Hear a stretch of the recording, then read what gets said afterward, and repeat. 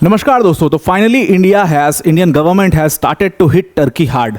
और ये टर्की जो मतलब ड्रोन देकर के बहुत खुश हो रहा था, ये टर्की जो एक पाकिस्तान जैसे टेरर स्टेट को सपोर्ट कर रहा था, इसके साथ ऐसा ही करना चाहिए भी था। और मैं तो बड़ा खुश होता हूँ अपने देशवासियों के ऊपर कि इस टाइम पर पूरा देश यूनाइटेड है। आपने देखा कि और लोग जानते हैं, तो वो चीज़ अब टर्की के खिलाफ भारतीय सरकार ने करना शुरू कर दिया है। ऐसे सुगबुगाहट चल रही थी जब से टर्की ने पाकिस्तान को सपोर्ट किया था, ओपनली स्टेटमेंट दे दिया था, ड्रोन्स दे दिए थे पाकिस्तान को। और उन्होंने ओपन स्टेटमेंट टर्की गवर्नमेंट ने दिया था कि हम पाकिस्तान का सपोर्ट हमेशा करते रहेंगे, जब भी इंडिया और पाकिस्तान का कॉन्फ्लिक्ट होगा हम पाकिस्तान के साथ हमेशा खड़े रहेंगे। ये सब स्टेटमेंट्स आने के बाद डिमांड शुरू हो चुकी थी कि जो टर्की के साथ हमारे ट्रेड टाइस हैं उसको ख़त्म किया जाए। और सुगबुगाहट आ रही थी कि जल्दी गवर्नमेंट ऐसा कोई डिसीजन लेगी, जल्दी गवर्नमेंट टर्की के ऊपर ऑफिशियली क्रैकडाउन करना शुरू करेगी।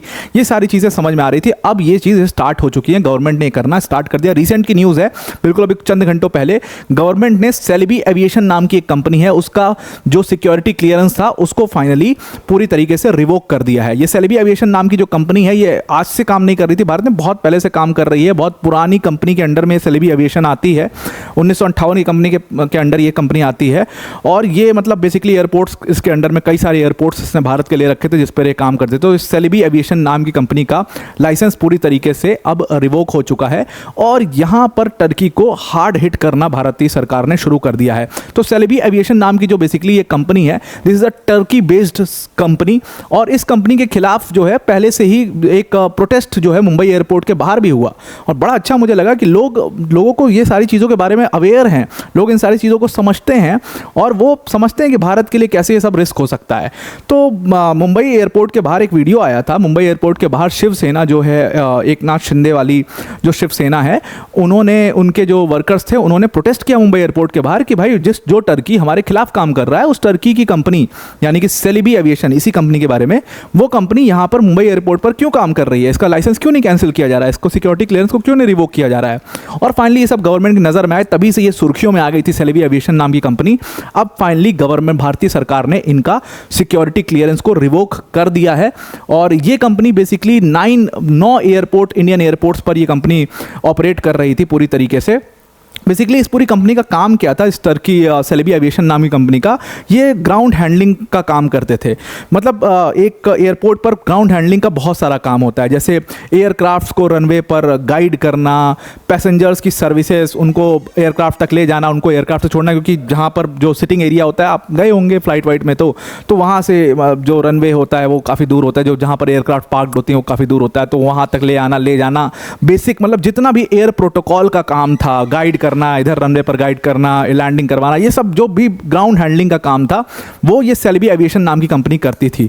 और अब इस सेलेबी एविएशन नाम की कंपनी, और ये कंपनी, ये काम कोई भी कंपनी कर सकती है, ये भारतीय कोई कंपनी करे ज़्यादा अच्छा रहेगा, ये मतलब दूसरी कंपनीज भी कर सकती हैं। तो ज़रूरी नहीं था कि टर्की की कंपनी है यही कर पाएगी और कोई कर ही नहीं पाएगा, इसलिए इसका सिक्योरिटी क्लियरेंस को सीधा सीधा यहाँ पर कैंसिल किया गया है। इंडियन गवर्नमेंट ने सबसे अच्छा डिसीजन लिया है और रीज़न इस पर नेशनल सिक्योरिटी का दे दिया गया है कि भाई हमारी नेशनल सिक्योरिटी के लिए सेलेबी एविएशन नाम की कंपनी खतरा है, इसलिए हम इनका जो सिक्योरिटी क्लियरेंस है उसको हम कैंसिल कर रहे हैं।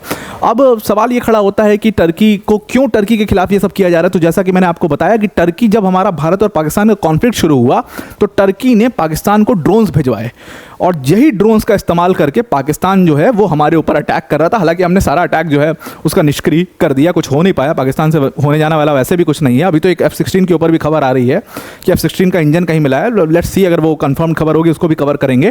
तो टर्की जो है वो पाकिस्तान को ड्रोन दे और हमसे एक्सपेक्ट करे कि हम उसके साथ ट्रेड करें, हमसे एक्सपेक्ट करे कि हम उनकी कंपनी को अपने यहाँ पर काम करने दें। तो भाई अब जो ताली है वो तो दोनों हाथ से बजती है दोस्त, एक हाथ से तो बजेगी नहीं।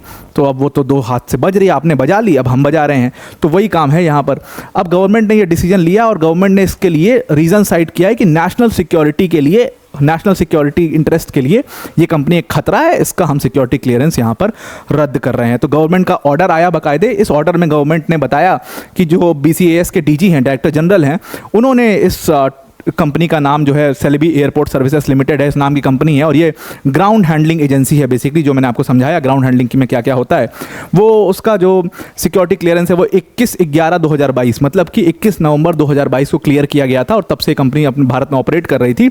अब उसको कैंसिल कर दिया। जो सेकंड पॉइंट है उसमें लिखा हुआ है कि हम नेशनल सिक्योरिटी का रीजन देकर के इसका जो सिक्योरिटी क्लियरेंस है उसको कैंसिल कर रहे हैं। तो ये ऑर्डर भारत के लिए बहुत ही बढ़िया ऑर्डर है। 15 तारीख को मतलब आज के दिन ही अभी शाम में ये ऑर्डर आया है, और बहुत अच्छी बात, और बहुत ही मैं तो बहुत ज़्यादा खुश हूँ कि टर्की के खिलाफ सरकार फाइनली कुछ कर रही है।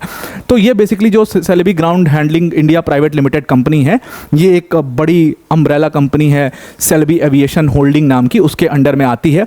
कोई नई कंपनी नहीं है, काफ़ी पुरानी कंपनी है। 1958 में ये सेलेबी नाम की कंपनी बनी थी, और ये ग्राउंड हैंडलिंग फर्म है एक तरीके से, जो एयरपोर्ट्स को अपने अंडर में लेते हैं, और ये लगभग 6 कंट्रीज़ में है।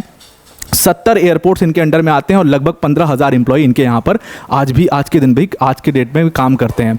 इंडिया में इन्होंने धीरे धीरे 2 कंपनी सेटअप करी, एक Celebi airport services India limited, और एक इन्होंने Celebi Delhi cargo management India limited नाम की कंपनी इन्होंने 2 शुरू करी, और धीरे धीरे इंडिया के जितने भी बिजिएस्ट एयरपोर्ट्स है सब अपने अंडर में ग्राउंड हैंडलिंग के लिए ले लिए थे, जिसमें दिल्ली एयरपोर्ट आता है, मुंबई का एयरपोर्ट आता है, कोचीन, कन्नूर, बेंगलोर, हैदराबाद, गोवा, अहमदाबाद, चेन्नई, जितने इंपॉर्टेंट एयरपोर्ट्स हैं, देखिए सब में बहुत भीड़ ट्रैफिक रहता है। ये सारे एयरपोर्ट्स सेलेबी एयरपोर्ट नाम की जो कंपनी थी, सेलेबी कंपनी जो है वो अपने अंडर में ले लेती है।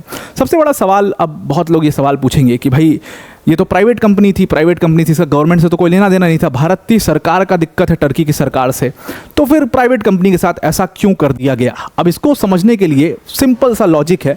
देखिए जो सेलेबी और ये जितनी बड़ी कंपनीज होती हैं, इन टाइप के जो देश होते हैं, टर्की टाइप के जो देश होते हैं, या चाइना टाइप के जो देश होते हैं, जैसे चाइना में हमने देखा कि हमने एक न्यूज़ एजेंसी को बैन किया, क्यों? क्योंकि वो स्टेट ओन्ड न्यूज़ एजेंसी है, दुनिया को पता है, it is an open truth. वैसे सेलेबी एयरपोर्ट नाम की कंपनी जो है, ये इट्स एन ओपन ट्रूथ कि इसमें अर्डोगन जो है, जो प्रेसिडेंट हैं, उनकी बेटी है सुमैया अर्डोगन, उनका 10% है इसमें, इस फर्म के अंदर में, और 10% इज़ अ ह्यूज शेयर। तो इसलिए ये भारत के लिए एक नेशनल सिक्योरिटी का रिस्क है, इसलिए हमने डिसीजन लिया है। इसका प्राइवेट होने से या स्टेट ओन्ड होने से हमें कोई फ़र्क नहीं पड़ता। It is a Turkish based company जिसमें अर्डोगन का पैसा लगा हुआ है। ये हमारे लिए एक नेशनल सिक्योरिटी रिस्क है तो है, और ये आपको मानना पड़ेगा। तो अब फाइनली इन्होंने ये डिसीजन, बड़ा डिसीजन भारतीय सरकार ने लिया है। दूसरी तरफ इंडिया की यूनिवर्सिटीज़ भी अपने बिल्कुल सिग्मा मोड में आ चुकी हैं। जामिया मिलिया इस्लामिया ने टर्किश यूनिवर्सिटी या टर्किश इंस्टीट्यूशंस के साथ जितने भी अपने एमओयू साइन किए थे सबको कैंसिल कर दिया है विथ इमीडिएट इफेक्ट। उसके साथ साथ ये काम शुरू पहले जेएनयू ने किया। जेएनयू जो टर्किश यूनिवर्सिटीज़ के साथ एमओयू साइन किए थे उसको तुरंत कैंसिल कर दिया, और अभी मैं जब ये रिकॉर्ड कर रहा था तभी खबर आई कि हैदराबाद की यूनिवर्सिटी ने भी सेम काम किया। उन्होंने टर्किश इंस्टीट्यूशन के साथ, एजुकेशनल इंस्टीट्यूशन के साथ जितने भी अपने एमओयू साइन किए थे सबको कैंसिल कर दिया। तो अब आपको ये पूरा आर्टिकल समझ में आ गया होगा। वीडियो को एंड करने से पहले अनअकैडमी टीम की तरफ से बड़ी अनाउंसमेंट है कि अनअकैडमी के जो प्रीलिम्स मॉक ड्रिल है वो चल रहा है अभी। 16 और 17 मई को सीसैट का टेस्ट है 2:30 बजे से। इस टेस्ट को आप ज़रूर दीजिए, कल सीसैट का टेस्ट है, आपकी प्रैक्टिस काफ़ी अच्छी हो जाएगी। और 18 मई को ग्रैंड टेस्ट है जीएस और सीसैट का, सुबह 9:30 बजे, और 2:30 बजे शाम को दोपहर में आपका सीसैट का टेस्ट होगा। हज़ारों बच्चे इन टेस्ट को लिख रहे हैं इस टाइम पर। आपकी ऑल इंडिया रैंकिंग आएगी जिससे आपको पता लग पाएगा आपकी प्रिपरेशन कहाँ तक पहुँची है। अगर आप प्रीलिम्स 2025 का पेपर दे रहे हैं तो इन टेस्ट को आप ज़रूर से करिए। डिस्क्रिप्शन में इसकी लिंक है, फ्री ऑफ कॉस्ट आप इसके लिए एनरोल कर सकते हैं। तो आपको पूरा आर्टिकल समझ में आ गया होगा। आज के लिए इतना ही। Thank you and have a nice day.